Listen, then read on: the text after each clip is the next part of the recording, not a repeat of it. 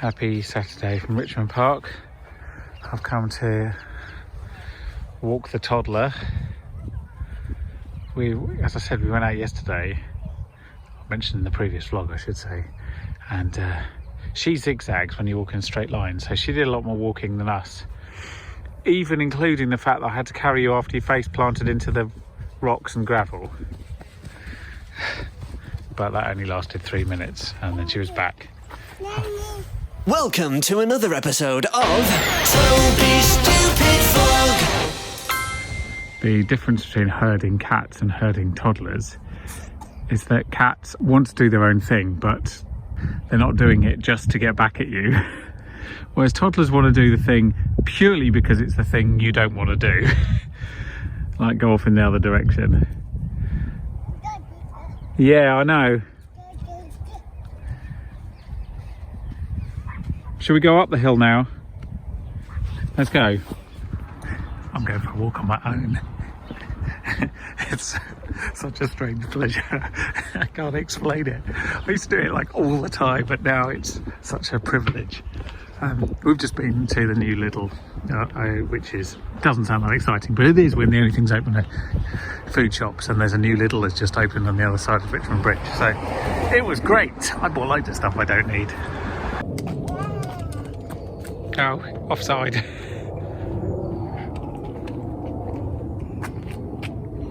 Can you kick it? Give it a kick. Give it a kick with your foot. You're gonna, Amelia, can you kick it?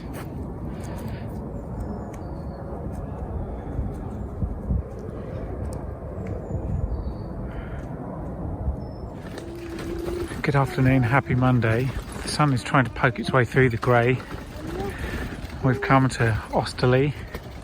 Every time I come to Osterley, and it's about every 3 or 4 months, probably on average, I think, oh, I really like Osterley, I should come back more. It's only 15 minutes from the front door. And yet, the same thing repeats. 3 months pass by, I think, oh, I should go to Osterley. Then I think, oh, why didn't I come to Osterley more? This is the problem when you have queue on your doorstep. But it's actually easier to get into Osterley during the week than it is to get into a lot of other places. At the weekends, it's basically impossible, the same with queue. But because part of Osterley, the outside park part, is free, it means that there's not too many people trying to pay to get into this bit. And what's going on here? But it's very nice. The woods are pretty, the daffodils are out, the crocuses are out, the bluebell shoots are just coming through. And yeah, it's going to be really nice when the bluebells come out, isn't it? There you go, you heard it here first. Hi. So this is Ockham Common. This is the first time I've been here since a very frosty morning at the start of the year. Slightly more trees down than I recall. It's also a bit muddier than I thought it'd be because it hasn't rained in a while. But anyway, I've come for a walk around Ockham. I'm going to go and sit, not in this swamp, which is very picturesque but somewhat swampy. I'm going to go and sit in my favourite field by a barn, and I'm going to read my board papers, which is just a luxury like no other, and I'm very aware of that. It's just useful to have a change of scenery sometimes. Anyway, I've just parked up, and there are, in the car park, which is reasonably full, there is several individual middle-aged men sitting there listening to soft rock in their own cars on their own. And that is a very Surrey thing. In fact, if you go to Denby's Vineyard, which has a very large car park at the weekend, often you'll find people come there with deck chairs or just like fold-up chairs, and they sit in the car park and read the Sunday papers. They don't go into the vineyard, and they don't buy any wine.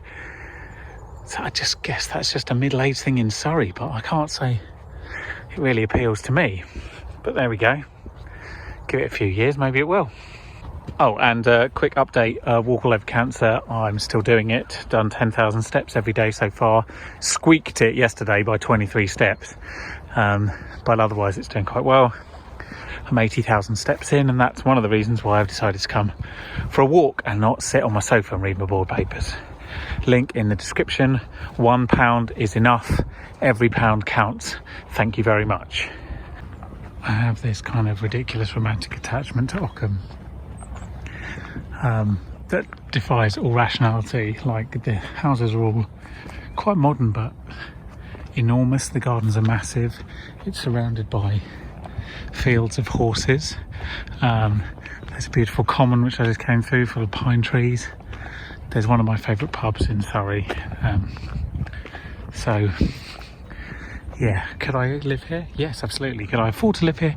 Absolutely not. You see what I mean? And I mean, you're very close to the A3 and the M25, so you're not actually that far if you want to get to anywhere. And then the Surrey Hills are further down in the distance beyond, you can see. It's just so nice. I want to be a countryside person, only less Brexity. An interesting path. It's very muddy at the moment, but it's flanked by rhododendrons on both sides, and the woods are filled with bluebell shoots. This place will be amazing in a couple of months.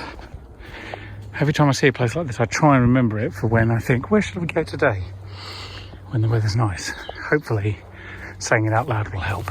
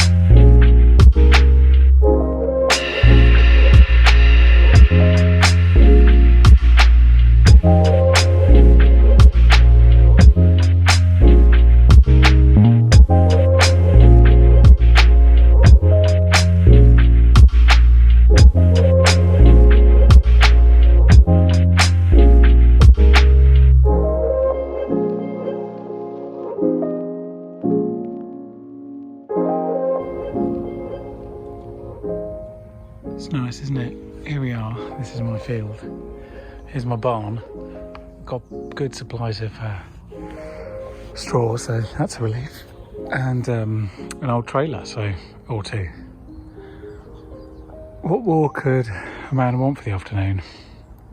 Very little indeed. What a lovely place that is to spend a couple of hours having your lunch and reading some board papers with only the sound of distant lawnmowers on golf courses and the birds. That's it. No people, nothing. It was lovely. Really enjoyed that. I'm glad I came. I'm now going to take a sort of slightly leisurely walk back to the car, a different route. Enjoy the spring woodlands as they begin to wake up.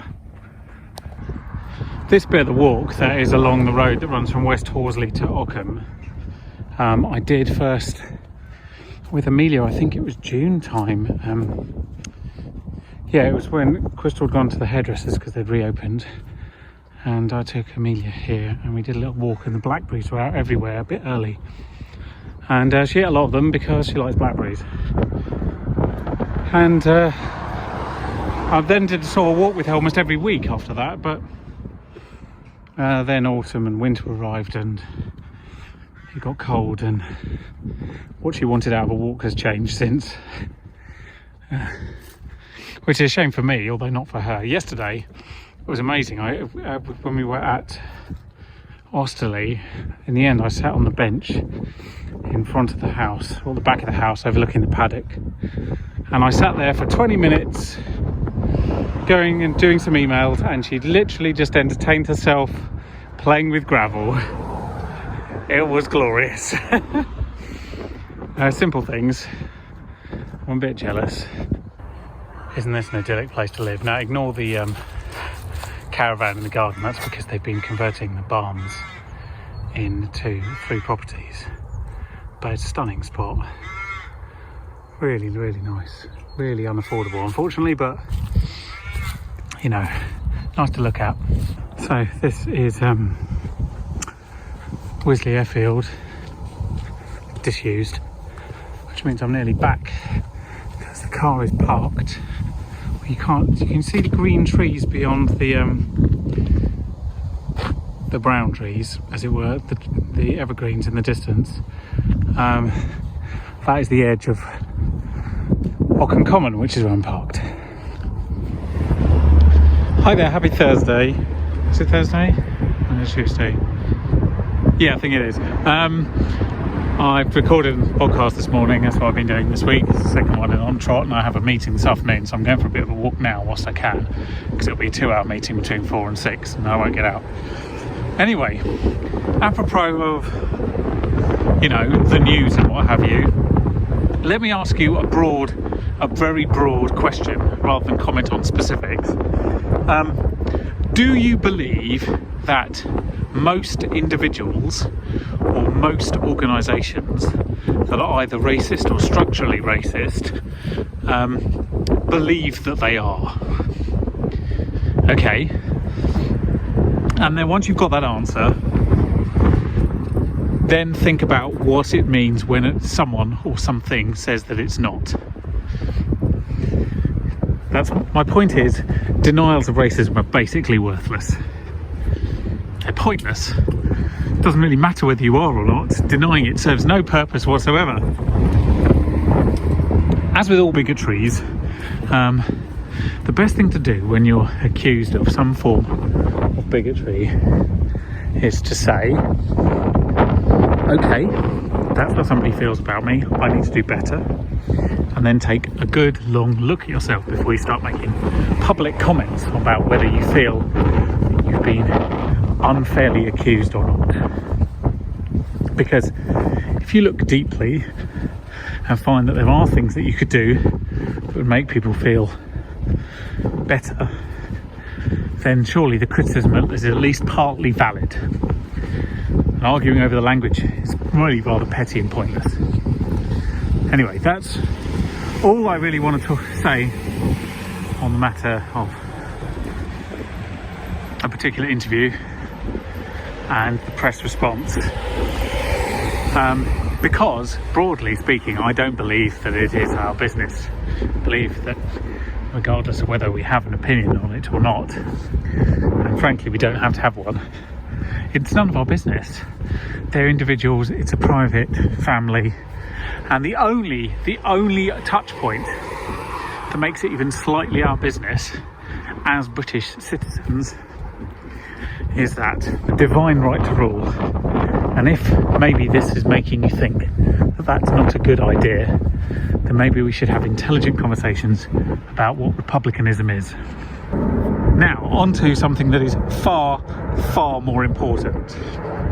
The UK government has wasted tens of billions of pounds on systems designed to fight COVID that have done nothing whatsoever. In normal circumstances, contracts would have clawback agreements or promises of performance.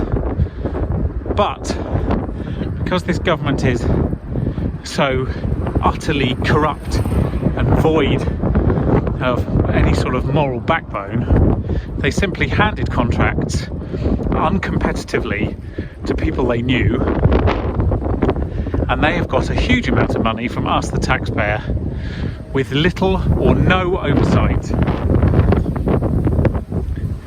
Now, the problem is not that companies were given contracts without due diligence, although that is a problem in the professional world. It's unfortunately illegal. The problem is that having done that so brazenly, they now take no responsibility for the complete failures of the contracts that they've issued, like the tens of millions of pounds on PPE that did not work, the tens of billions of pounds on contact tracing that did nothing. And we have to ask ourselves seriously whether we are ruled by a democratically elected government or by a cabal of corrupt wankers, because frankly at this point it just feels like they don't give a shit what the British public think, and they don't even feel the slightest bit of shame in showing off the extent of their corruption. So in short, here's my 20-second summary of the last 5 minutes. Number one, I think we should seriously consider removing any constitutional responsibility from that of the British royal family and think about a different way of having a head of state. That's not the same as abolishing the monarchy. The monarchy can continue to exist, continue to be the Queen and or King or whatever, who live in their big houses. But they no longer have any rights over us. They no longer have any constitutional responsibilities. I don't believe that is healthy in any way. Number two, this government should be entirely removed from office by any means necessary, because they no longer respect the people that elected them there. I think ideally this can be done with democracy, but I also feel like we're on a bit of a slippery slope, and at some point we may have to step up and find another way. I'm not advocating rebellion at this point. I'm saying, what do you do if it turns out that your democracy is at stake?